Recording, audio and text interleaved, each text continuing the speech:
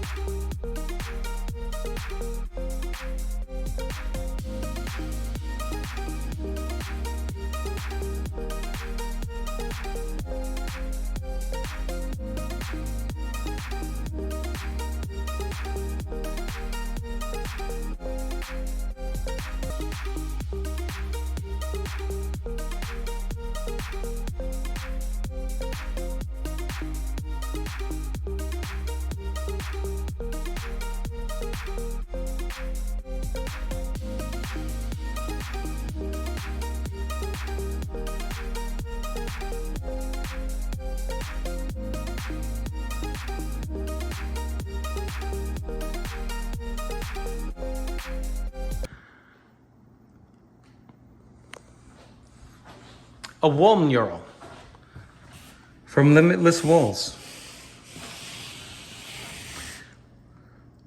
We're hanging one of the finer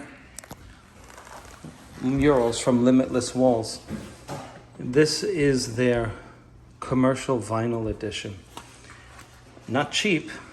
In fact, for the 5 panels that we have here, this product was $1,500. But this is the type of product you can actually remove and rehang.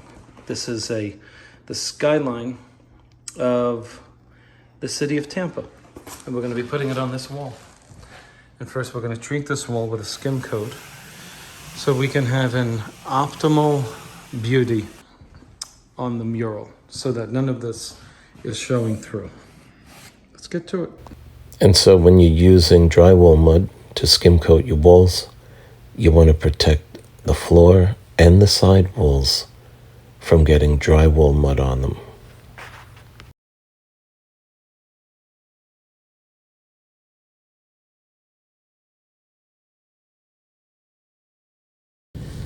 The 5-in-1 is a really versatile tool on the job. You can get a lot of things done with this tool. It's called a painter's thumb or a 5-in-1. And as you can see here, right off the bat, you can do lots of things with it that wallpaper installers have to do routinely when doing accent walls or whatever. Even if you had to scrape some of this texture off in a small area or even a large area, look at how quickly it takes the texture down. This is very helpful when you're hanging wallpaper over areas that have lots of texture that other places on your accent wall do not. You take this thing out and it's got a very hard steel frame, and just dragging that down will take down that texture real quickly. That little hole in the middle there is for pulling nails. And so I really have this tool everywhere I go. And I suggest that those watching this, if you hang wallpaper, carry one of these in your pouch. I highly recommend. So skim coating is something that do-it-yourselfers are telling me they're doing quite well. And it's simply a matter of practice. Right here I'm using a 14-inch pool trowel, they call it. It's rounded, it has no sharp edges, and guess what? It helps me to apply the compound without getting lap marks. And it also relieves different muscles on your arm that taping knives create. See, I can use my shoulders more than I have to use my biceps, because after you skim coat, let me tell you, your arm starts to fatigue at the muscles. And so this trowel permits me to use to stress the different muscles on my arm as I wish. I can concentrate pressure on my wrist. If my wrist gets tired, I can keep my hand stationary and use my shoulder more. So I really like the tool, and if you look at it, you can see that it doesn't make lines on the side of the tool as I trowel on that compound. And as you know, if you use a taping knife, you know for sure that you're going to make track marks as you go down, dragging the mud.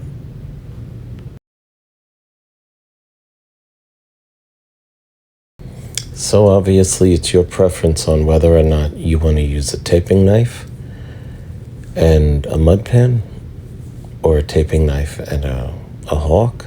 I like to use the hawk. That plate-like object in my right hand is called a hawk.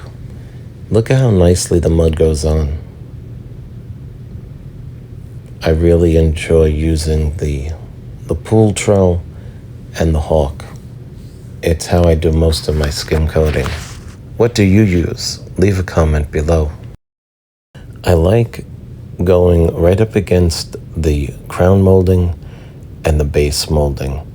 Look at how nice and easily you can make that line at the bottom. You see that? I really like to get that right against the base molding, because when you pull that tape and that masking paper, it's nice and clean.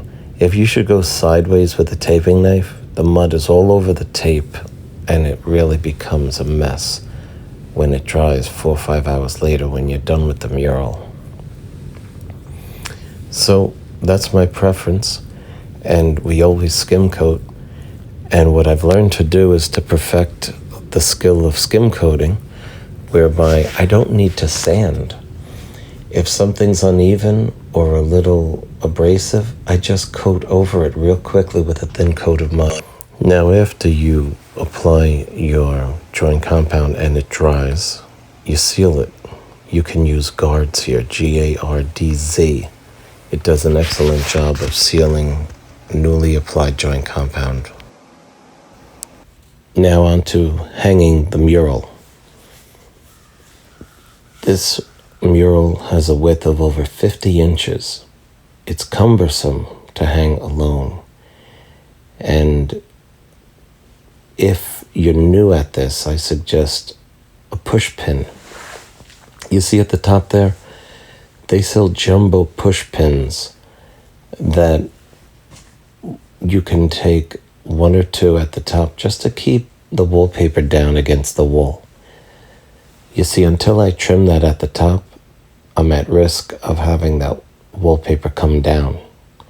But if you're new to hanging paper, you might consider using a push pin, which penetrates the wallpaper in the size of a pin, but it keeps the wallpaper up, and you can actually pin it to the wall. But if your wall has hard plaster, you might consider just pinning it right to the bottom of the crown molding.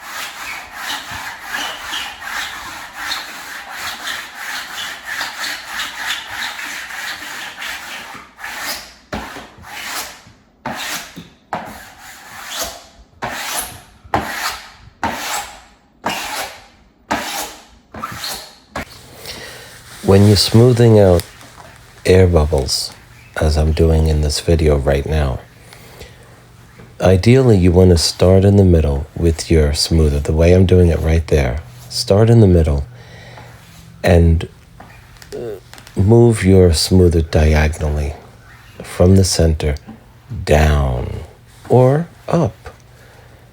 But you don't want to just keep pushing straight down. It doesn't do anything to the air, but move it out of the way of your smoother.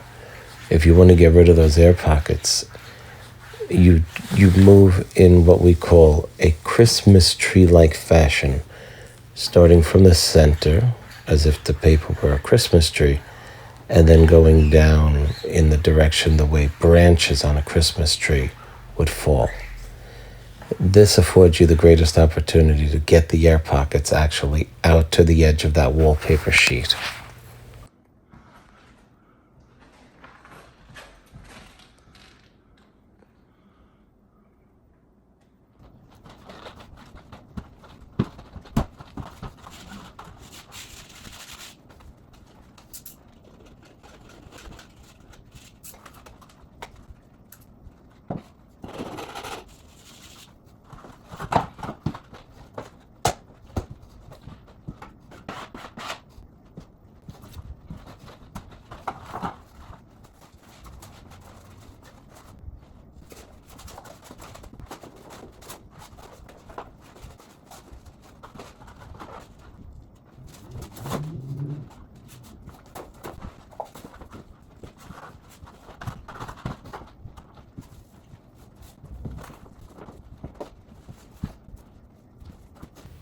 Most murals need to be overlapped. So now let's discuss how we overlap our mural sheet, one over the other. But here's where you're going to run into $1,000 mistake or more. And I've seen it. People say, I don't know what this was. They made a mistake on the mural. No, they didn't. They failed to. They don't have good consultants. By the way, I called this company and I said, not nice. But I do support Limitless walls fully, 100%. Okay, here's your first sheet. Here's your second. Look. You see that window? That's getting cut off. That's getting cut off.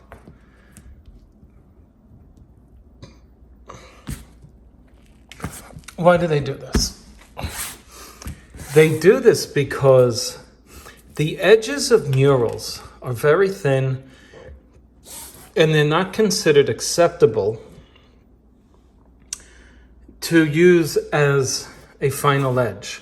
And so you have what's called live, which is this, and then bleed, which is this. And the bleed is covered by more bleed, and then the bleed is cut through in the middle, and the overlap scrap and the underlap scrap are removed, and then you have what's called your manufactured seam. It's not a factory seam. Look, you see that light? Watch this. So you panic. Oh, Spencer, how am I going to know? Common sense. Common sense. How do you know? And you got to have this over the other light. Check it out. Remember when you were a kid? You drew little faces on each page of the book, and then you flipped through the book, and the face started moving and stuff. Well, you knew that as you flipped through it, if it was the same exact image, it looked like the movie wasn't going, right? Well, in like manner, looks like we're on pause, right, on the movie? Let me show you what I mean. I'll do it for you. Watch. So we're not directly over, right? Let's say you did like this. Whoa, Spencer, that's not directly over. It's moving. That's right. So you get it over, and then you do this. And now you know you're directly over. Yes, it's that simple. Now, if you're connected here and you're connected there, you can assume that the rest of it is connected. okay? So long as you put a level up against it and it's level. You see, you bring these lines together, you see that? Gotta bring them together. I have to admit, sometimes I rub my forehead to get some traction on the wall covering. You know what's on my forehead, right? Sweat. Shh. Okay, now we're lined up here. Look at that. Look at that perfection. Oh,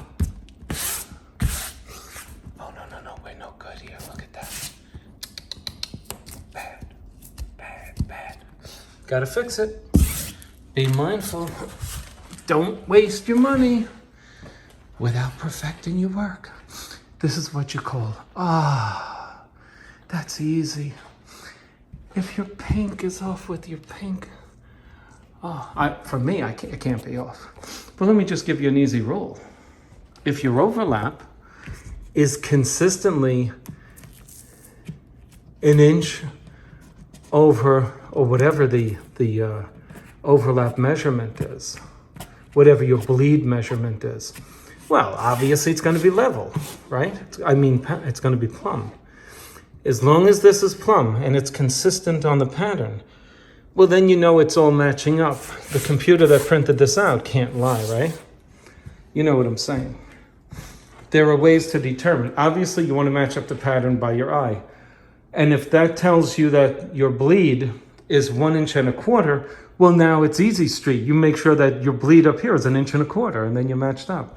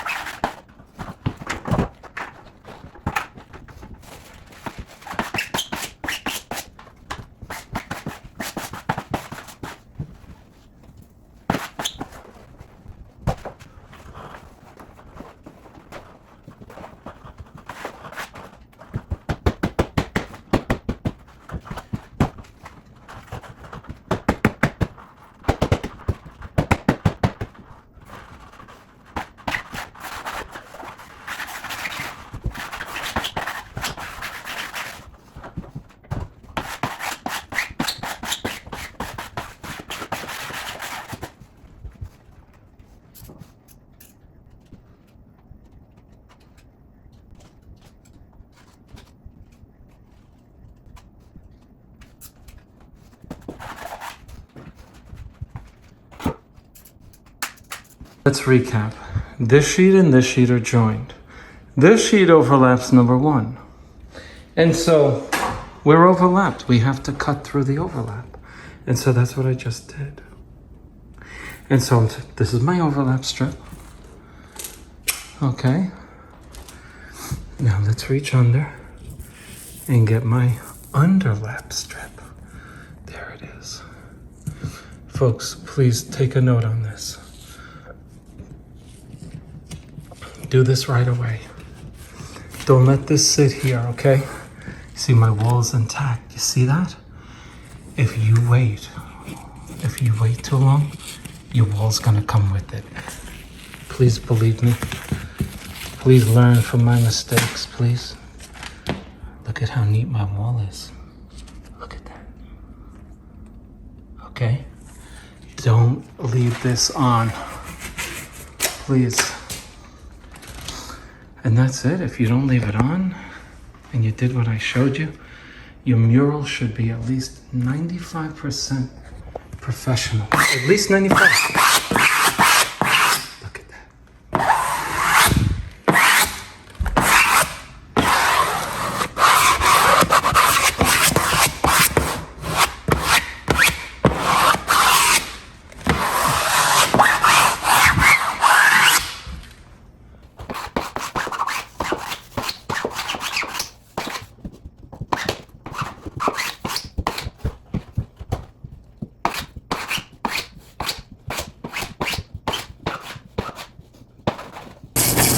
Now, even if you're good at wallpaper, and you might be a real pro, but here's a little tip for you, for those of you who are a little sloppy. Have a brand new mop for all your customers so you can mop up the floor if necessary. And oftentimes it's necessary. And they want to see a nice clean mop. Now here's my tool to wash down my wallpaper. I fill up my little bucket here.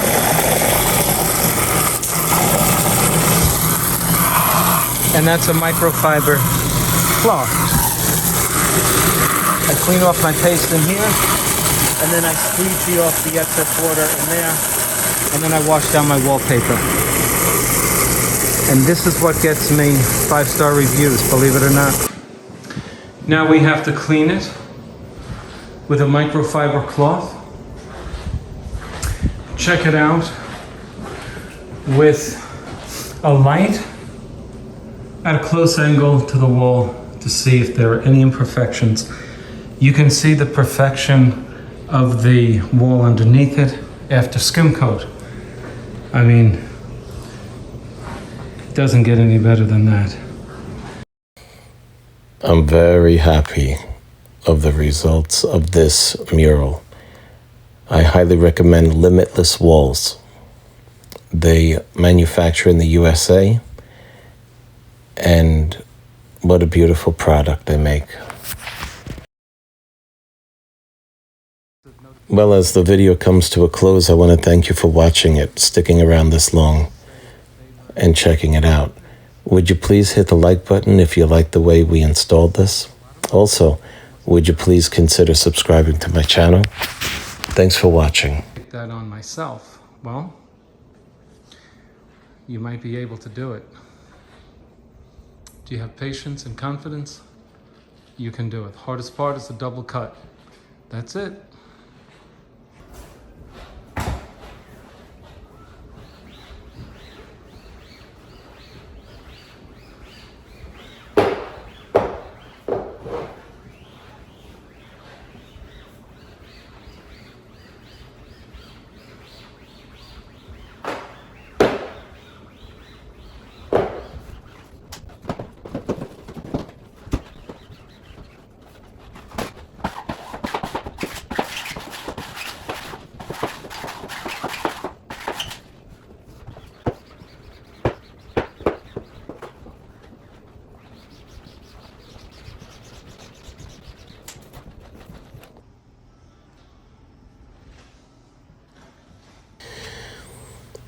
I'm very proud of this installation because when you make the wall flat underneath and you have that luster of the shining wallpaper coming back at you, just the beautiful luster of the wallpaper and no imperfections underneath, it's a very gratifying experience. If you look at the wallpaper now, with the light hitting up against it, you get to appreciate that nice flat skim coat underneath. I really like the way this one came out.